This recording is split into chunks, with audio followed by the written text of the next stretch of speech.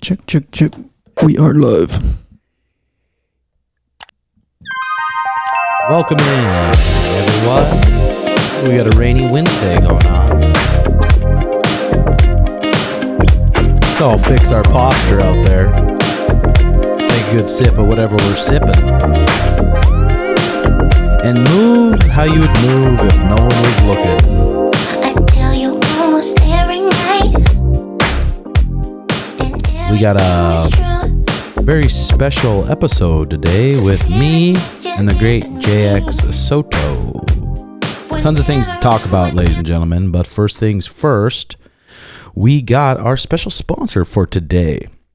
Guys, it's all about confidence when it's time for sex. Am I right? And what's better confidence booster than fun around with your partner? A fun round with your partner. All courtesy of the chewables from BlueChew.com. What's BlueChew.com?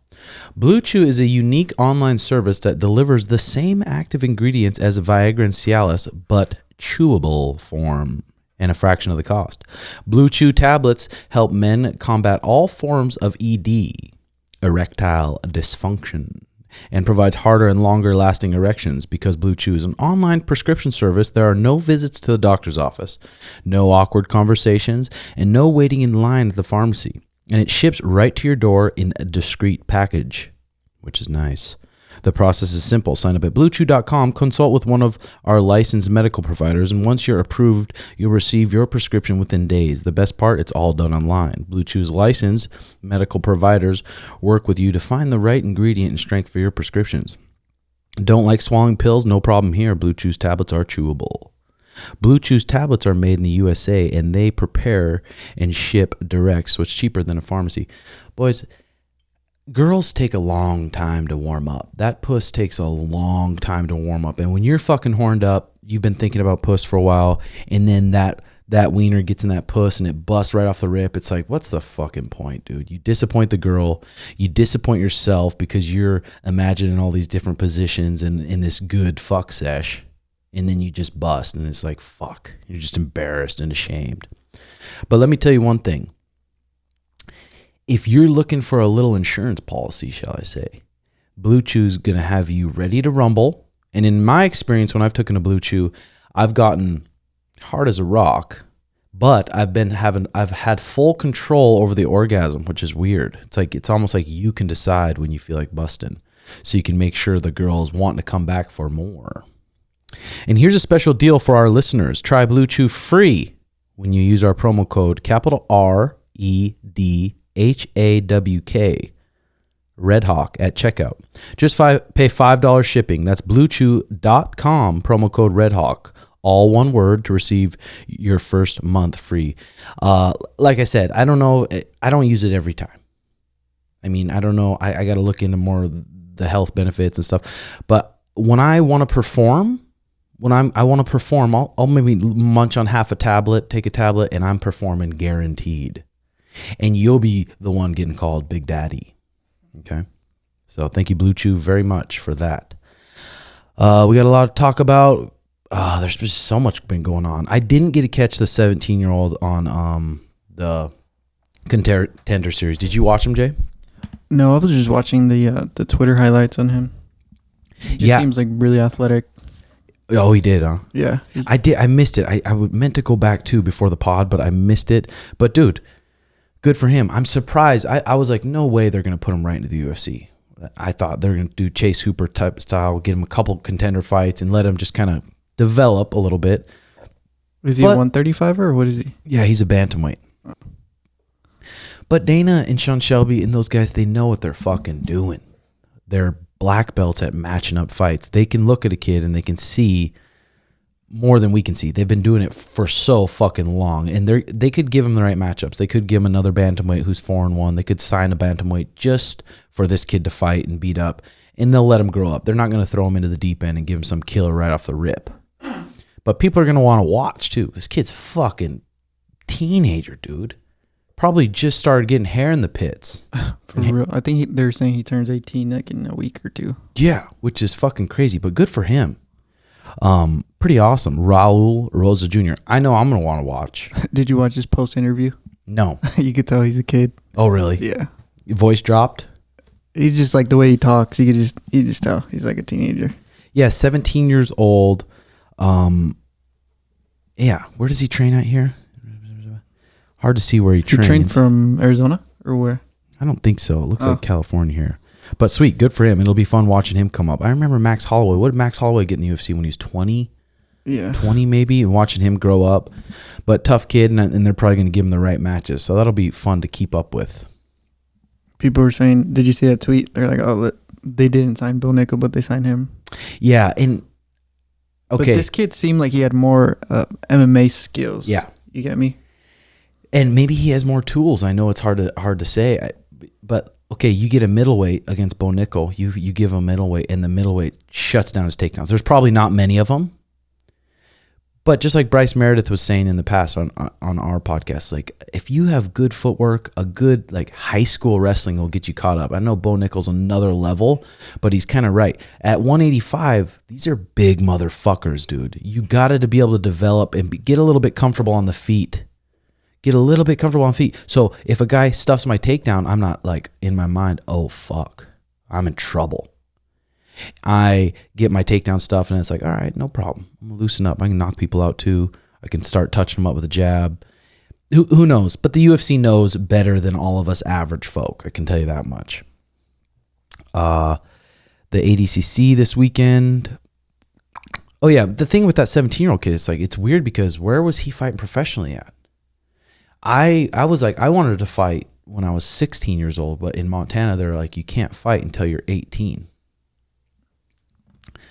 You can't fight until you're 18. So the day I turned 18, I got my fight. Literally the day I turned 18, I had my amateur debut. So I'm wondering where he was fighting at. But it's crazy, dude. You're starting to see it. You're starting to see these kids that started training with good instructors from 3 years old, 4 years old, 5 years old, and now they're grown into adults already. Kids that were born in 2000, dude. It's like they're 22 years old now. So this kid was born in what, 2004 or something? That's crazy. It's fucking What were you doing in 2004? 2004 as a freshman in high school, just slaying puss. Seriously. No, you were. That's when I lost my V. Really? Yeah. But you're seeing it, dude. You're seeing it even in the ADCC. Like, holy fuck, look at those Ruotolo builders, 19 years old. Both of them been trained since they're 3 years old. And winning the ADCC at 19 is fucking crazy, dude. It's so crazy. And watching those Ruotolo brothers go was epic. Watching it was Ty in the absolute. Insane. Well, Cade beat Mika Galvo, who for you who don't know, Mika Galvo is like such a savage. Watching his first couple matches, I'm like, dude, he's not losing. There's not going to be no one that beats Mika. And then Cade comes out there and does it. And then Ty in the absolute division, he got a tough draw because he had to go against his teammate in the first round. And then if he wins that, he's got to go against his other teammate in the second round, Hulk. But him and Josh Hinger fucking killed each other the first round. So Ty ended up losing out first round in the 88 kilograms. But then he entered the absolute. And in the absolute, he went against Pedro Marino, who double golded in Nogi Worlds at medium heavyweight, and then the absolute division last year.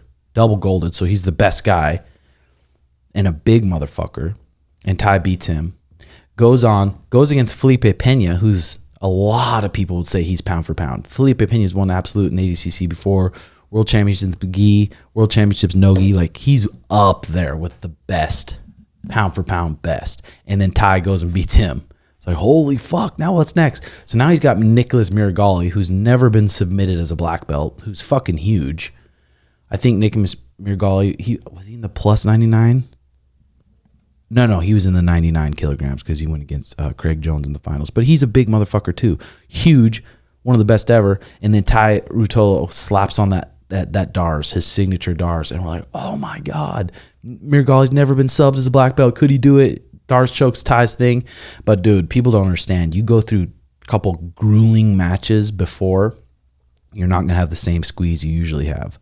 Because they're running those absolute matches so quick. Like, you got 3 minutes, 4 minutes, 5 minutes, and you're on to another 15-minute match, especially for Ty Ruotolo. He's going against guys that are 30, 40 pounds bigger than him.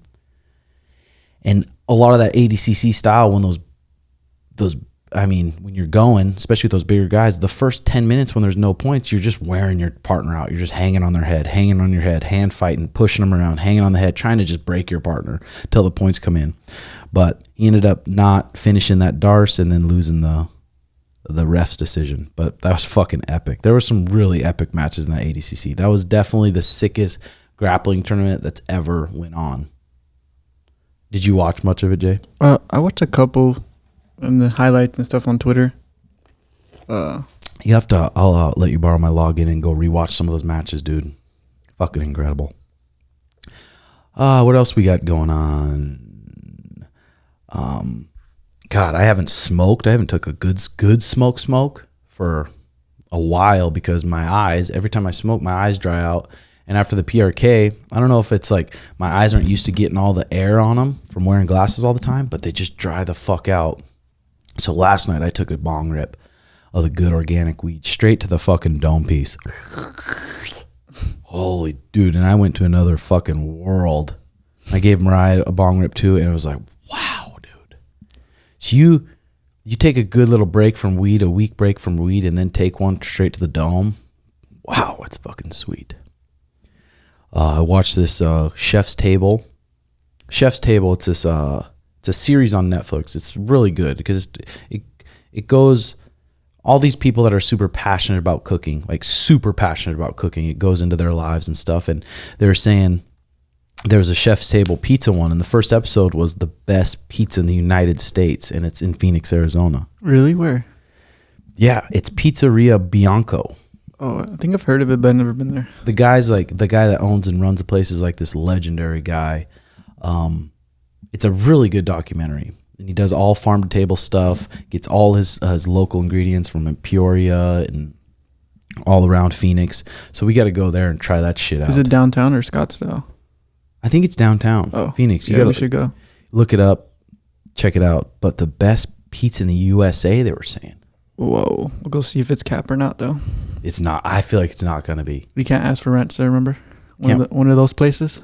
I can't ask for ranch. Oh, I know. Ranch, and they just scowl at you like you're a piece of shit. And then he opened up another restaurant that's called Trotto. It's like a farm-to-table place. But yeah, Chef's Table Pizza, first episode. Chris Bianco, I think his name was. Did you finish that Sins of Our Mother? Yeah. What'd you think? It was just fucked, dude. It was just fucked. Like, it literally pulls out just hate from you, huh? You're like, you fucking piece of shit to that guy. Yeah. It's like... Well, that girl, the mom, right? Well, the guy's the one who fucking influenced that mom, who was just like, nothing wrong with it, but tard. I felt like she was always like that, though. Just a fucking loopy ass bitch. Yeah, she's loopy. And what do they call it? Just a sociopath? Basically. A fucking sociopath, the way she's talking. But again, when you have this faith in this religion stuff, and that's your faith, that she killed her kids thinking she's doing good in the eyes of the Lord. I know. And that guy, I'm like, dude, I would just love to just stomp your fucking face and scalp you alive. And I'm like, I hate that brings out that hate in me. Because like, what happened to him as a kid to make him be able to just fucking take these young kids' lives, like no big deal, and then bury them? Really got fired up. And I took a rip and I was okay. I was trying to have some empathy for him. Because I guess it's still like an ongoing trial.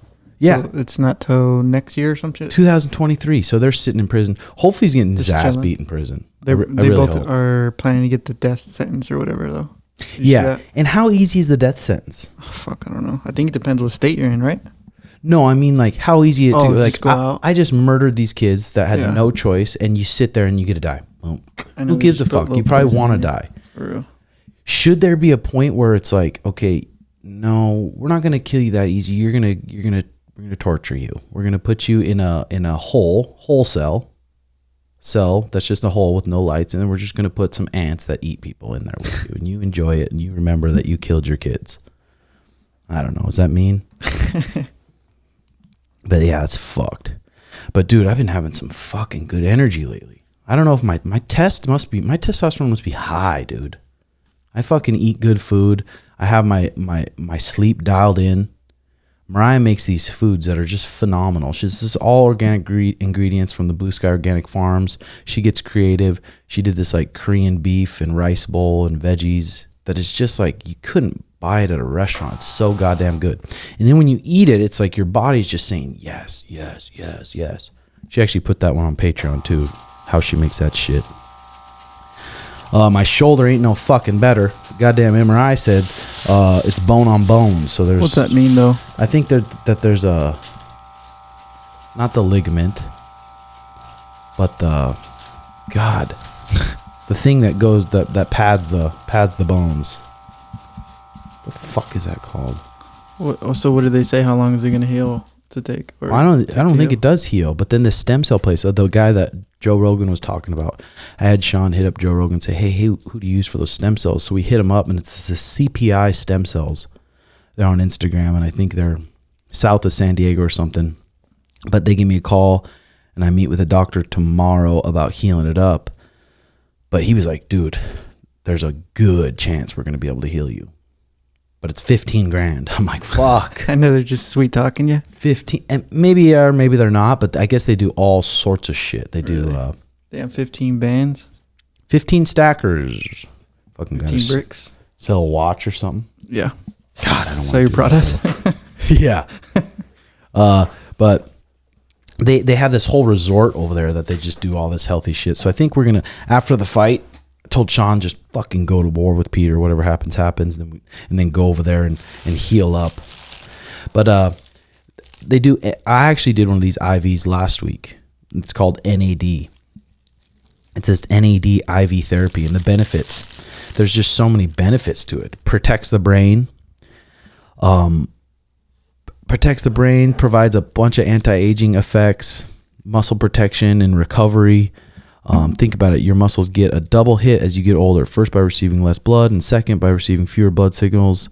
DNA repair, promotes weight loss, treats addiction, combats depression, boosts your cognition and your focus and your just mental sharpness, and increases your energy levels. And I did one last week, and it fucking hurt, dude. I was like, oh my God, like my chest felt like it was going to explode, and it was making me nauseous and make my head hurt. I just told him to slow down the drip, so he slowed down the drip a bit. But then the next day, I did the run that usually wears me out. It's like a 3-mile run, and I try to kind of push the pace on it. But I fucking burned through that run, dude. Like it was nothing. Nasal breathing, and I'm like, had to been from the NAD. So I'm going to keep that up, and I'll keep you guys updated. Because we're going to start being able to serve those NAD IVs here at the Did gym. he already start doing it? Like just in general? He just started doing a couple of us, just to kind of get it going. You want to get one? Yeah, I'm down. Little trial and error. Do you faint when you get needles? Like, I remember. Oh yeah, you're not a pussy like that. Done it a couple times. Yeah, maybe Thursday, because I'm gonna meet him here Thursday to get some shit dialed in here. Yeah,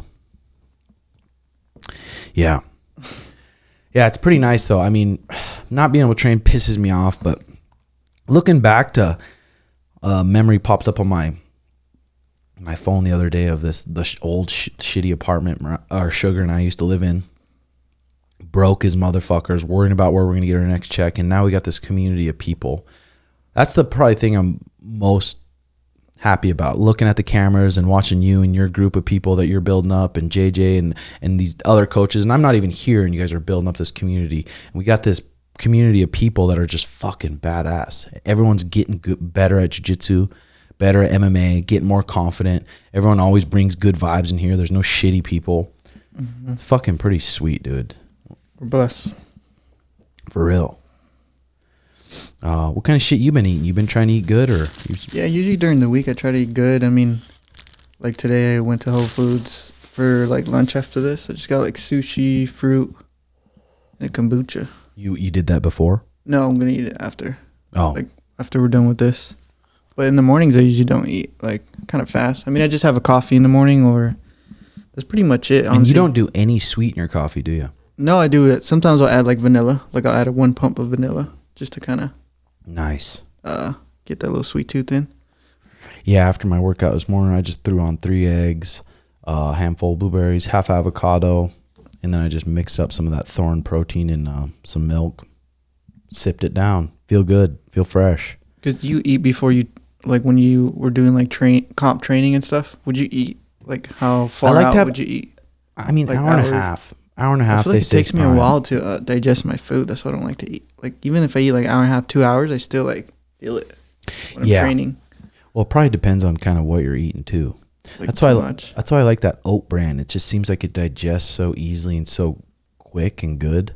The oat bran, maybe some chia seeds, a little bit of almond milk and some almond butter, a little bit of honey. Hour and a half before, and it's guaranteed to digest. And then I got some of my fucking muscles filled with glycogen, and I'm ready to explode on people. Have you just been working out a lot since you haven't been able to train? I've just been running, and now I got my bike. So like the other day I ran 3 miles, and I jumped on my bike and I tried to ride 5 miles. I'm like, dude, I'm just going to do something to keep my mind not from going crazy because I have all this energy. I'm like, fuck. But that's been nice. It's been nice having that. And it's really nice out kind of where we live. So just cruising around and shit. How's your dogs been? They've been good. Rue's been doing better. She's starting to finally like go poop outside. So are you really close with Rue? Yeah. I feel like she and then Oliver's like really close with Anissa. God, I love my fucking dogs, dude. I know. I mean, I'm close to both of them, but obviously, like, you know, like Rue's like more attached to me. It almost gives you a small taste of what it's like to have a kid. Because I'm like, I know. My puppies were sometimes a pain in the ass, but I'm like, I love them so fucking much. And then even if you're like, especially after a rip, it really makes you, reminds you to just sit there with them and not get on your phone and not be fucking around thinking about other things and just sit there with your dogs and love on them and play with them. And then I did this bark box like thing. It's like a monthly thing. It's like $30. Oh, like treats and shit comes in? Treats and toys, and they have all these dog toys and treats, and we get those dogs pumped up, and they're fucking pumped up to get their bark box, dude. You open it up, and they're picking their toys and their treats, and then they're running around. Oh my God, it's fun. Okay, what kind of questions we got here for Dan Garner? Oh yeah, this was a common question I've been getting. How much protein should you eat in a day if your goal is to build strength and not put on bad weight? And let's see. Dan was kind enough to give us an audio version of the answer. Here we go. What's up, everybody? All right, Tim asked me a question, and it says, how much protein should you eat in a day if your goal is to build strength and not put on bad weight? That's an awesome question, but I'm actually going to preface my answer first with the fact that protein doesn't determine your weight. Calories determine your weight. You can only be in 3 states of caloric balance at any given time. State number 1, a hypercaloric state, where your calories in are greater than your calories out on a daily basis, so therefore you'll gain weight. This is perhaps characterized by somebody trying to go up a weight class. You could also be in a state of maintenance, where your calories in are equal to your calories out. This would maintain your weight and would be characterized by someone who wants to stay in their current weight class or build muscle and drop body fat at the same time, which is absolutely possible despite popular belief. And the last caloric balance state you could be in is a state of hypocalorism, where your calories in are less than your calories out on a daily basis, so therefore you are going to lose weight. This is calorically driven and not protein driven. So this question regarding strength and bad weight, the weight would purely come from your diet as a whole and not the protein content itself. But with respect to strength development is maximized at 0.85 grams of protein per pound of body weight per day. A lot of people think that they kind of just give the standard recommendation of 1 gram of protein per pound of body weight per day. That's a good recommendation, but on paper, it's very well established that you can maximize strength gains at 0.85 grams of protein per pound of body weight per day. However, I actually do like to go a little bit higher than that. And the reason is because protein's the number 1 most satiating nutrient in the nutrition world, meaning it helps keep you fuller longer. Oh, fuck. I fucking clicked off. Sorry about that, ladies and gentlemen. I'll fast forward. So this question regarding strength and bad weight, the weight would purely come from your diet as a whole and not the protein content itself. But with respect to strength development is maximized at 0.85 grams of protein per pound of body weight per that you can maximize strength gains at 0.85 grams of protein per pound of body weight per day. However, I actually do like to go a little bit higher than that. And the reason is because protein's the number one most satiating nutrient in the nutrition world, meaning it helps keep you fuller longer. So when you give someone more protein, it's easier for them to stay away from the bad shit because they don't have cravings because they're full. So it's a great tool to use. So when someone doesn't want to move weight classes but they want to build strength, I think 1.2 grams of protein per pound of body weight per day is a great spot to be in because you get the strength maximization without any unnecessary weight gain because you're controlling caloric intake through the back door by increasing satiation. So you're too full to have all of your cravings, and it's just a tool that you can use, especially at night. A very high protein meal at night will help keep you fuller longer, and you can preferentially put that at the end of the day where a lot of people run into their calorie problems. All right? So 1.2 grams per pound. Keep the good shit in, keep the bad shit out. Let's go. Thank you for that, Dan. Yeah, that makes sense. That makes sense, especially at dinner, whatever time your dinner's at, 8:30. Hopefully it's not too late, so you're just like, you eat a big meal and then you go lay down just full as fuck. Like, ugh. I usually like to eat my meal and then I have this like Bosu ball and then I have a foam roller. I just move, do some cat cows. I don't do a ton of stretching, but it just feels good. But that's a good tip. The protein at the night, some extra protein at night. When you get a good amount of protein, you're not just snacky. Which last night, dude, it's like, holy fuck. After that bong rip, it's like, I felt like a bottomless pit, dude.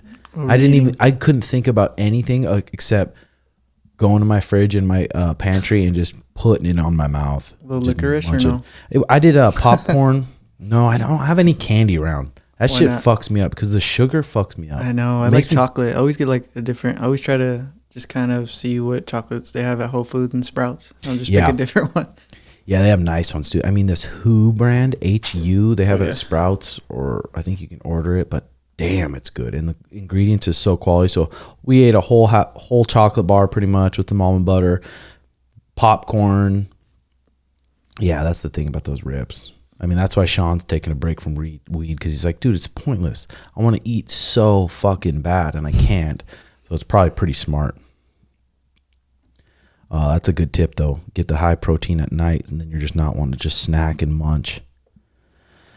God, there's just so many conflicting diets out there. Like you hear the last guy on Joe Rogan talking about how the carnivore diet is just, it might be good at first, but then it's not good. And he's talking about shit that's bad when other people say it's great. It's like, fuck, there's just so much conflict. The thing I like about Dan Garner, though, is he tries to kind of go by like science and current literature. He's a super nerd about it all.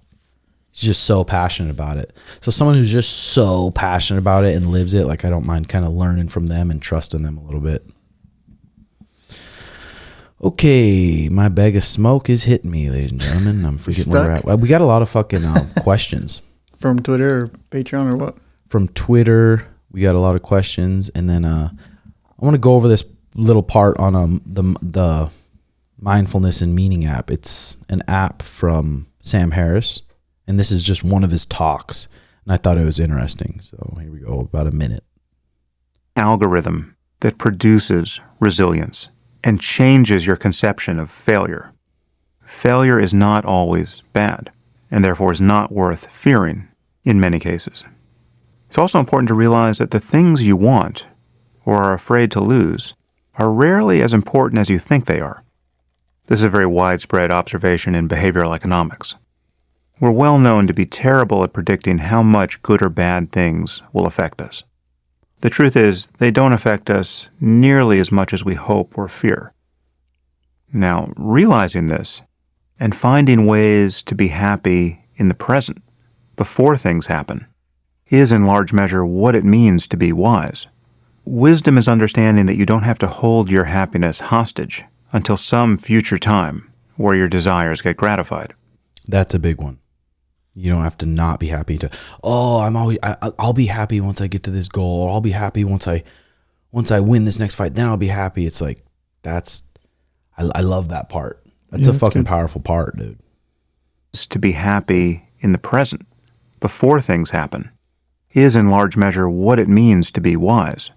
Wisdom is understanding that you don't have to hold your happiness hostage until some future time where your desires get gratified. But that doesn't mean it's irrational to plan for the future.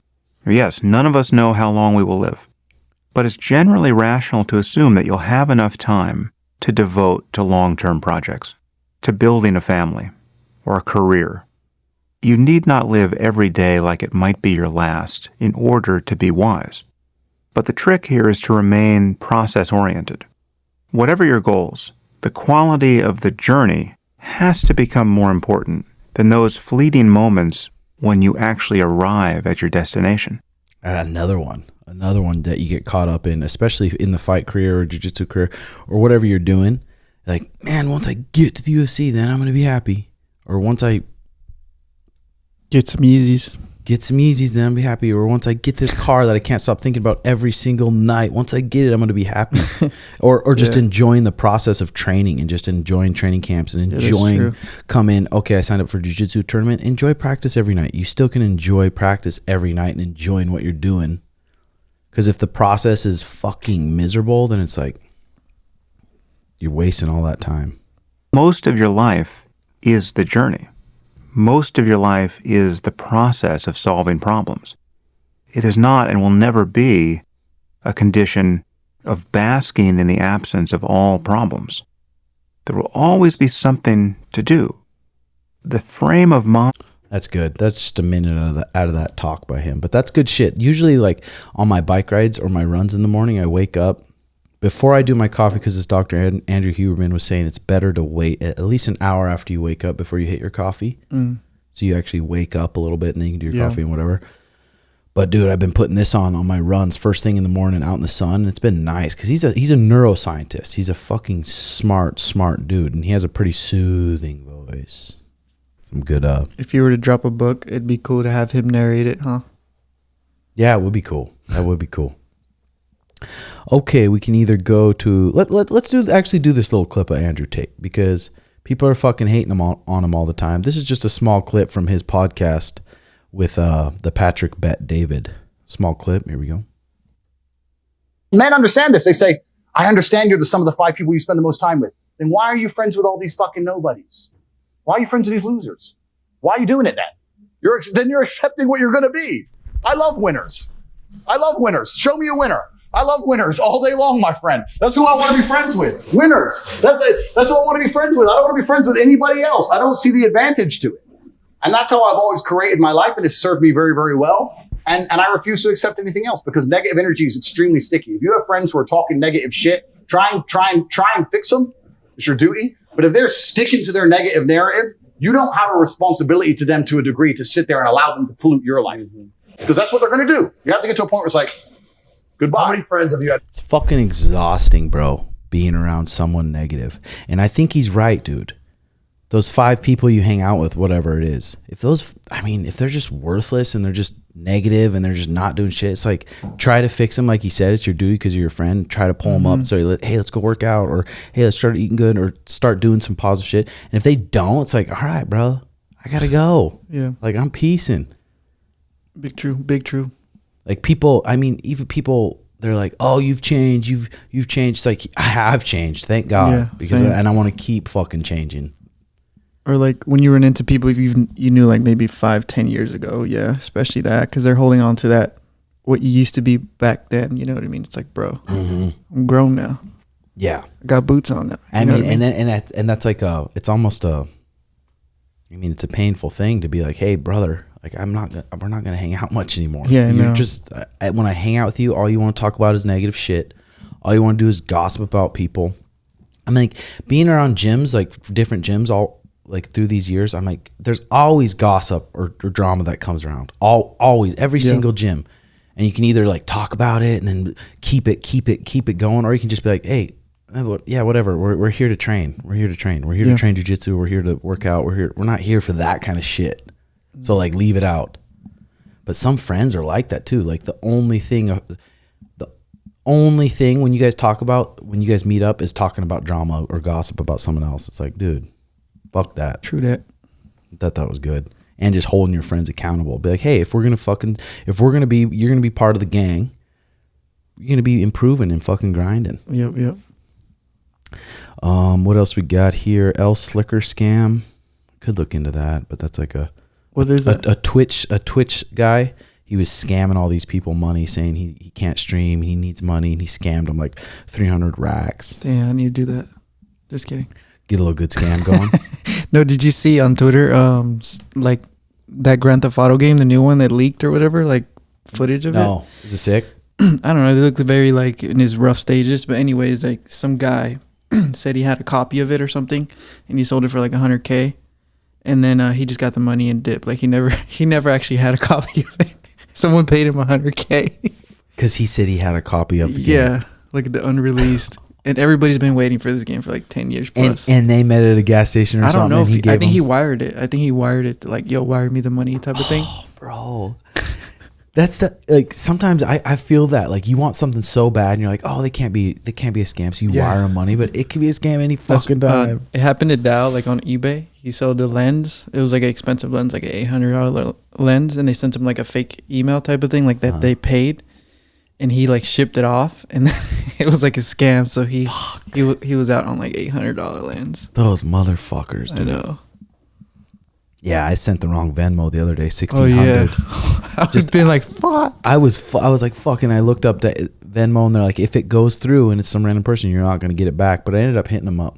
And What'd they say? They said yeah. Venmo got me back. Damn. So that was cool. Here's some of our Twitter questions that we got going. Oh yeah, he was also saying in that Andrew Tate podcast about how kids in China, they want to be astronauts and scientists. Mm-hmm. But here they just want to be YouTubers and influencers and TikTokers and shit. It's like, dang, like dude. us, huh? Yeah, 20 years, 30 years down the road, we have all the TikTokers and YouTubers that are just, and then China's got all those kids. Yeah. Well, who's happy though? I mean, I guess. Yeah. Yeah, I guess you're right. And I wonder if like those astronauts kids and all that, like, are their parents forcing them type of thing? Yeah, that's true. Because do they have TikTok there? Do they let their kids get on TikTok at 3-4 years old? Like, that's fucking up your attention span. It really is. It's like, I can't watch a video that's over 30 seconds long because I get bored. I know. Like, damn, you're not going to really learn anything. You're just going to be surfing TikTok, surfing the reels, surfing the shorts. It's crazy. All the apps are doing that now. I know, the shorts and shit. I still like long formatted stuff, but I don't know, maybe because I grew up on movies and shit like that. So yeah, maybe like the younger generation, like, yeah, they don't give a fuck about like a 2-hour movie. You know what I mean? Do you have TikTok right now? I do. I just recently like started to like get on it, and it's like once you start getting your algorithm, it's like, oh fuck, I've been on this shit for a minute. Because it's all shit you're into. Yeah. What are your TikTok algorithm looks like? I don't have the app.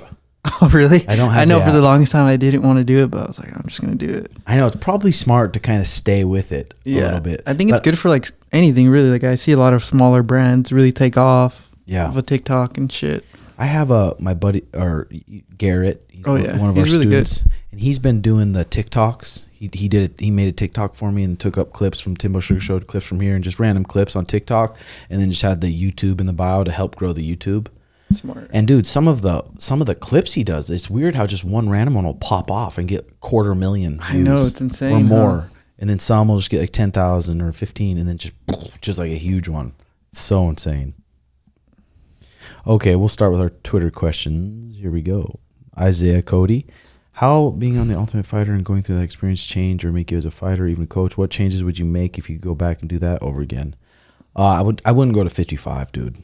I just cut too much. I cut 195 to 155 in 3 months, and I just fucking lost my horsepower, dude. When I was on top of that kid, drilling him, and I was bouncing his head off the canvas, I was like, what the fuck? I'm not knocking him out. When usually at 170, I was hitting people like that, and they just go lights out.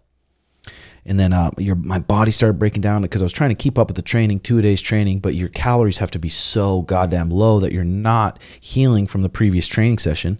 And then you're going to the next training session just breaking yourself down. So that's where a lot of my injuries came from, and it just wasn't healthy for me overall. So I would have said no to that opportunity. I said, nah, I can't make 55 because initially it was a 170 Ultimate Fighter. And I signed up at 170, and then the producers took me in the back and they said, hey, can you make 155? And I'm like, fuck. I know I can, but I know it's going to be fucking hell. And it was hell, and it wasn't worth it. So I'd change that.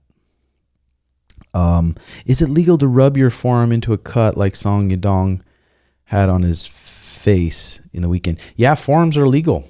That's the thing. If he would have mounted Song Yadong and he was in a position to where he can't really defend those elbows and stuff, you can rub your forearm in that cut and make that thing just sag. Did you see that cut? That was a big cut. Yeah, it was nasty. Song Yadonger got split open. What are some of your favorite hiking spots in Arizona? I don't hike that much. It's pathetic that I don't, because literally a mile behind my house are like the White Tank Mountains, and there's just some crazy trails. I need to hike more, but I don't. Yeah, same. It's crazy because Arizona is like a really popular hiking state. It is, huh? Yeah. It's like a mecca for hiking. Low key. So I don't know, brother. What are some 2023 goals you have in mind? I don't know. I'm just trying to stick with what the fuck I'm doing. New Rolly or no? Oh, I hope so. Get the AP? I hope. Oh, good little AP. It's fucking weird with all the investments that I have. It's like my Rolexes are probably the most reliable investment. Yeah. They're just sitting there like a chunk of money. You're just sitting there, and it's going to be gradually growing, which is weird because some watches in the last 3-4 months, they actually declined, Rolexes. But I have this kid that his dad's an expert in it, and they have a shop together, and he texts, kind of helps me out with which watches are going to keep climbing, which watches are a really good investment.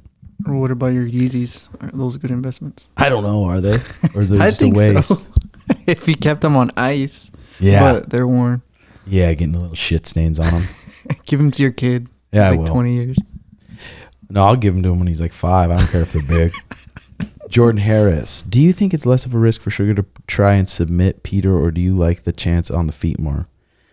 He could submit him. I feel like he could submit him.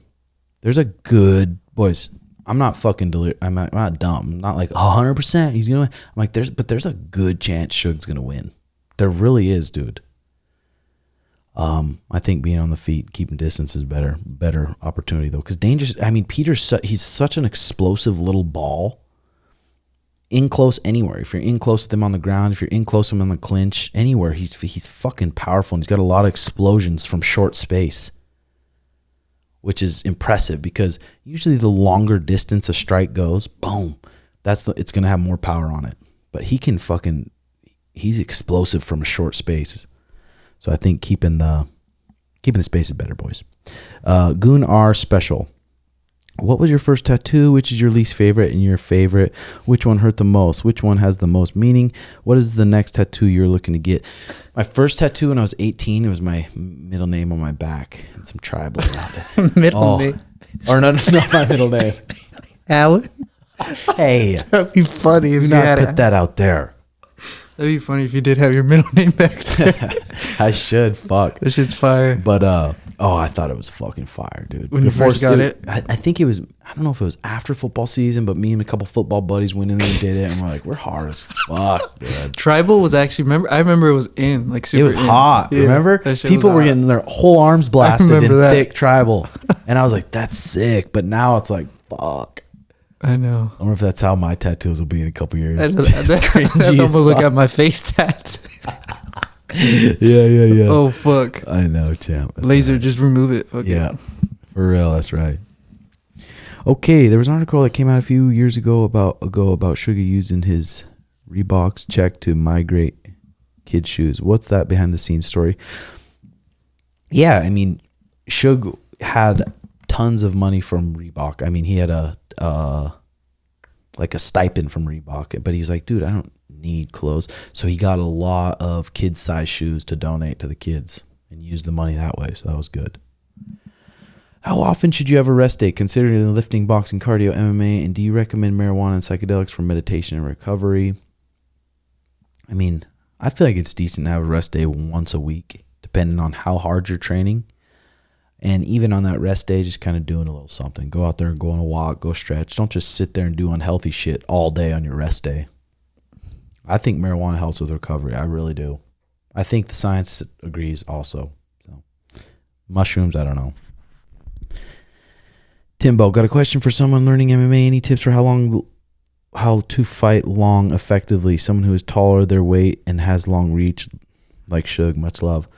Dude, it's just going to be about getting experience and training and sparring and just learning your range, because some people naturally can do it and some people it's going to take years and years to develop that and be able to punch people at the end of your punches and have your eyes good enough to gauge that distance. Gary M., how do you see Aljo TJ going? And in your opinion, who's the better stylistic matchup for Sean, provided he gets the W over Peter? I don't think Aljo and TJ I feel like they're pretty equally dangerous. I mean, they're both dangerous motherfuckers. TJ is elite. Aljo, though, is a pain in the ass, because if he gets his hands locked around you and if he gets a body triangle on you, that's a fucking pain to get out of, dude. And he comes forward so heavy and does it. But we got experts around us. So we got experts that can help us really shut that down, and it's going to be up to Sugar to go initiate that plan. Are you worried about potentially being jumped in line for the title shot by the likes of Corey, Cheeto, or Cejudo? I mean, I don't think so. Like I said, Sean says it all the time. He's going to be in the UFC for a while, so he's going to have probably multiple opportunities. So it's not really a, fuck, we need that. We need that because there's only a couple more fights left. There's probably a good... depending on what kind of shit happens, 10, 12, maybe more fights left. At what point did you recognize that martial arts could be a full-time career for you? Right in college, I was doing the fire science shit, and then my coach was like, hey, do you want to fight a professional fight in Tacoma, Washington? I was like, what the fuck does that mean? He's like, you get paid. And they sent me a contract, and you get $300 to show up, $300 to win, and then $300 for travel money, and then a hotel, and then you get your buffet passes too. So I was like, what the fuck? And then I went up, fucked this guy up.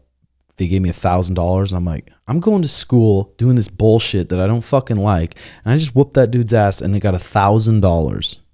And they're trying to get me to take out more loans at school. Like, take out loans. Here, you're 18, you're 19 years old. Sign this little contract here, and we'll send you as much money as you want. I'm like, fuck that, fuck this, and fuck college. And I started fighting. That's when I kind of realized, well, and it was probably after my fifth pro fight, sixth pro fight, that I'm like, damn, I could really make something of myself in this. Any strange lately? No, I've been pretty dry on the strange. How about you, Jay? No. Okay. Thoughts on Diesel Riggs BKFC fight? I just saw the highlights of it. Did you see? No, I didn't even see. What happened? He was fighting in Great Falls, and he's fighting an orthodox guy, and he's southpaw. And I mean, headbutts happen when it's opposite stances. When you guys both blitz in at the same time, your heads collide. And he got his head fucking collided with the dude's head, and he got KO'd hard. Damn. Fell to his back. Is he good though? I mean, I think Have so. you talked to him? Should I give him a ring? Yeah, see if he answers. I hope he's fucking good, dude. I'm like, God damn it, Joe. Hang it up, Joe.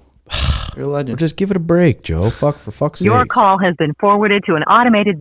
I think that's his number right there. He blocked you, bro. Well, he's got a Montana number now.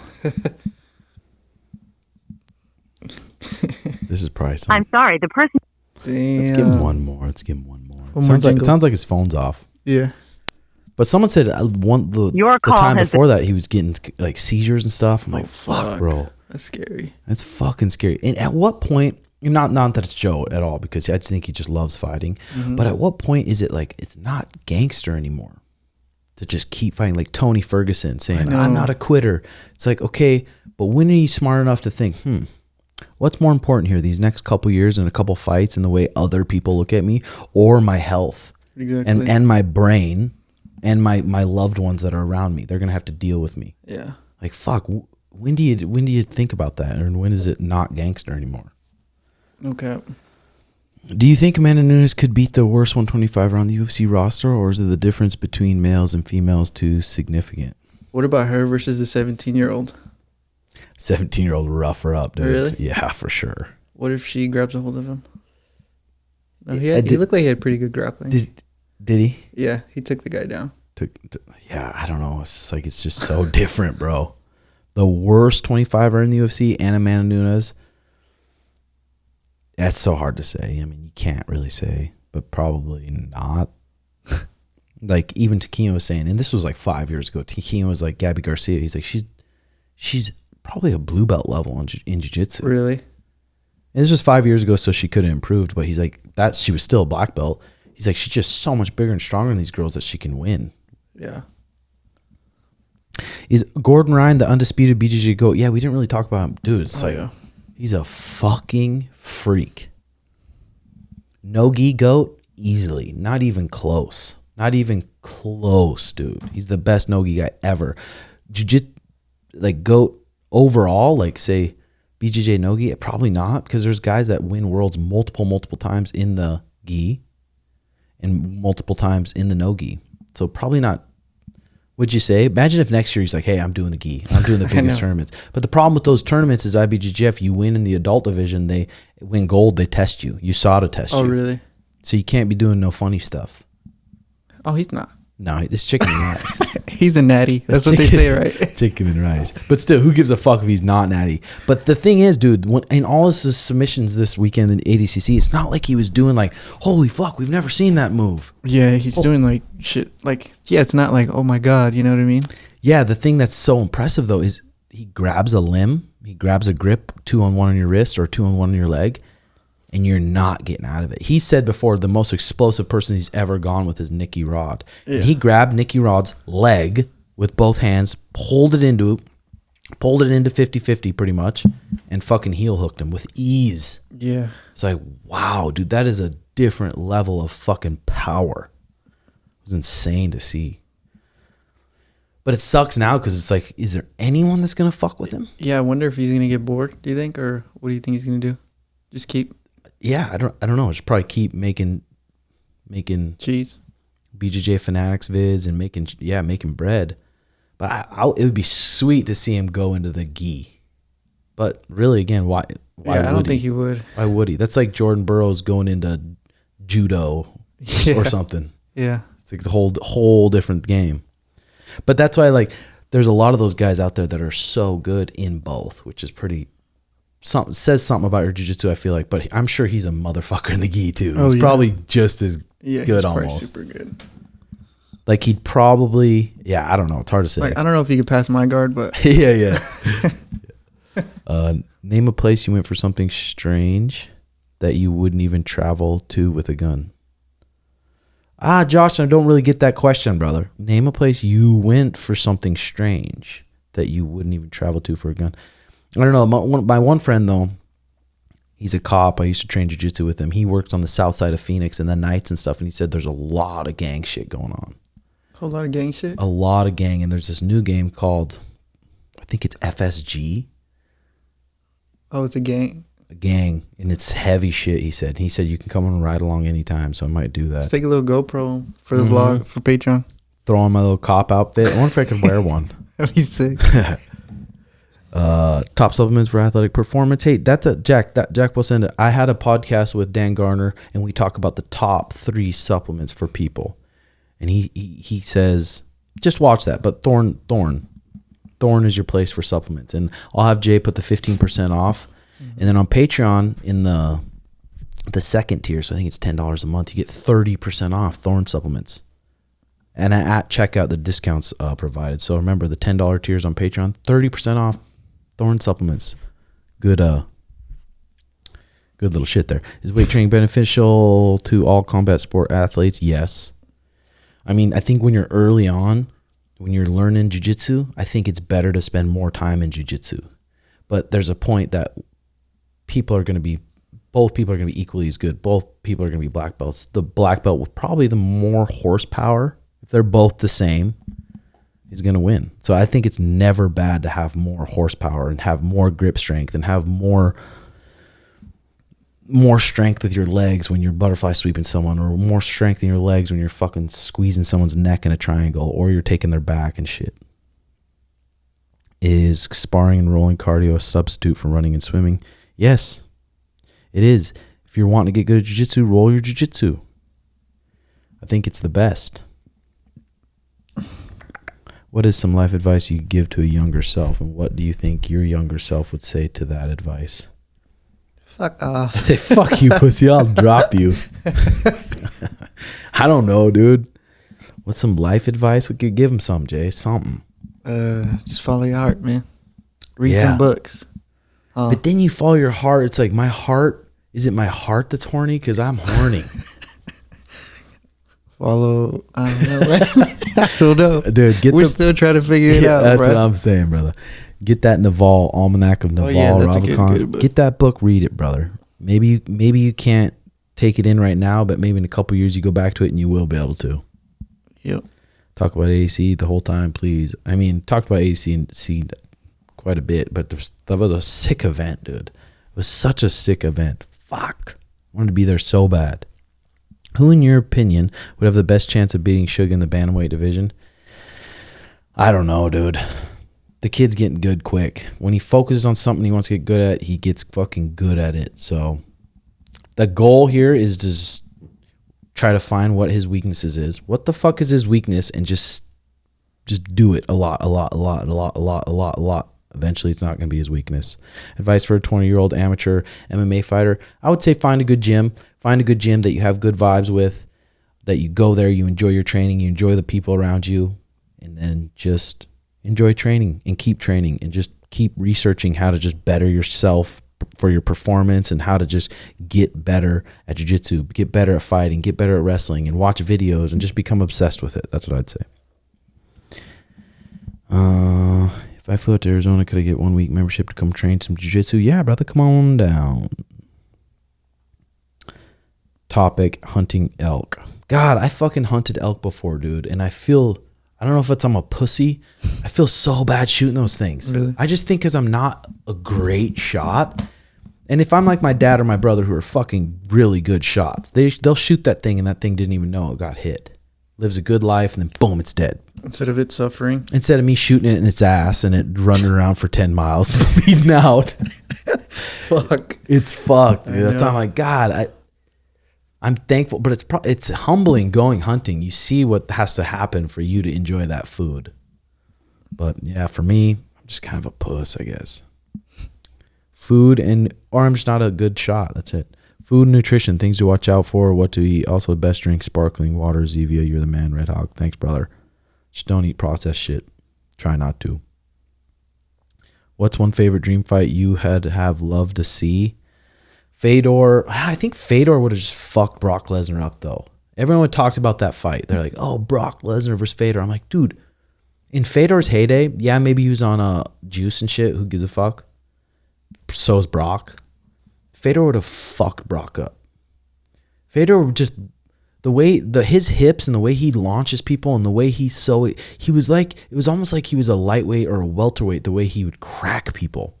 He'd fucking just throw his overhand right so hard and just blast people. And you saw Brock when he got in the UFC. Look what Cain Velasquez did to him. Beat the fucking tar out of him. I think Fedor would have done the same. I would have liked to see that fight, though. That would have been cool. Talk about who would win in a fight between everyone at the Jobin house. It would be Brendan, Schmitty, and Sono right now. They're the three knuckleheads over there.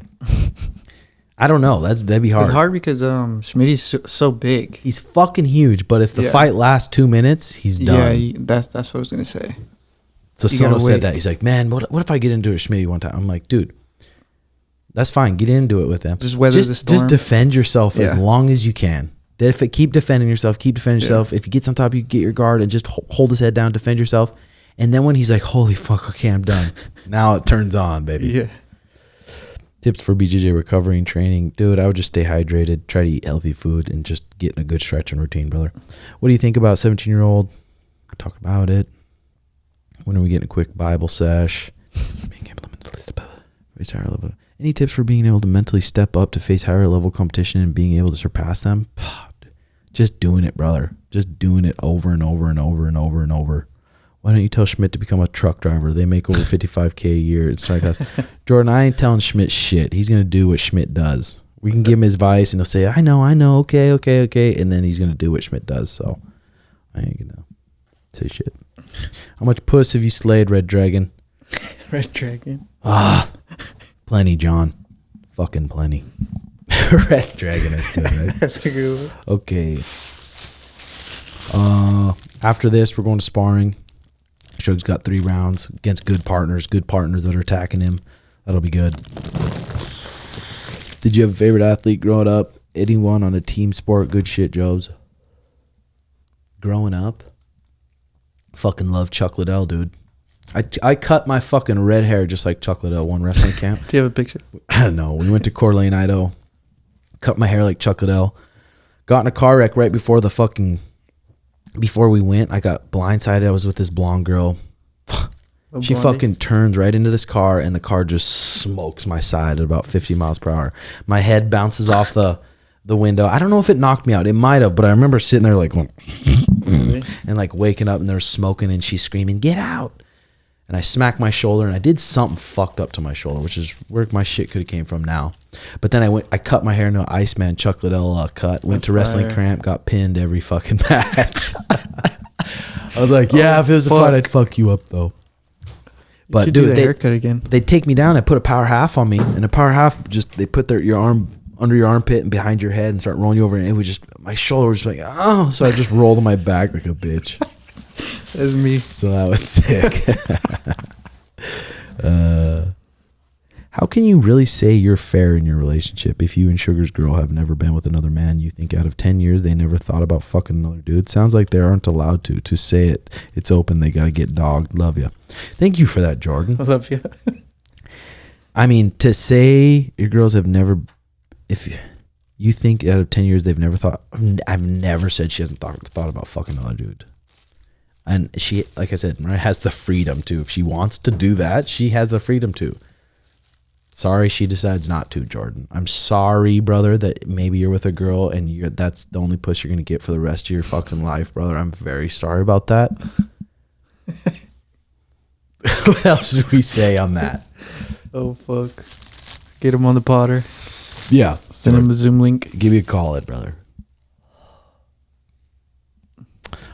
Yeah, that's it for questions, boys and girls. We're an hour in. Are we? Mm-hmm.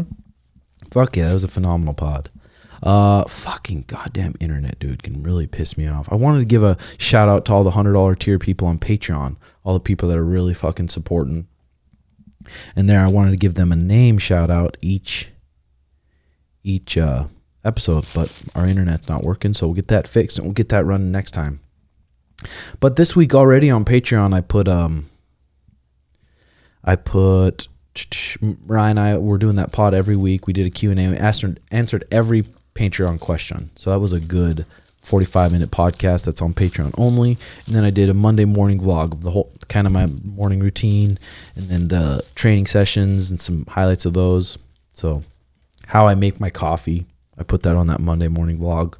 And so there's content going up there all the time, guys. So if you support the pod, please give it a like. And for subscribers, again, this week I'm giving them another pair of the Mindset headphones away. They're sick. Last week we had 2 winners. This week we're going to have 1 winner. And it'll just be for the headphones this week. So for subscribers, if you're subscribed, it's easy. Click the fucking subscribe button. And then comment on the vid. Whatever you want to say on the vid. And then TubeBuddy has a random generator, and I pick a random comment. And then I'll message you those headphones, boys and girls. So check it out. Sponsor, BlueChew.com, code RedHawk for guaranteed. I mean, I don't want to say guaranteed boners, but big hard boners, okay, if you need that. Thanks, ladies and gentlemen. We'll see you next week. Love you.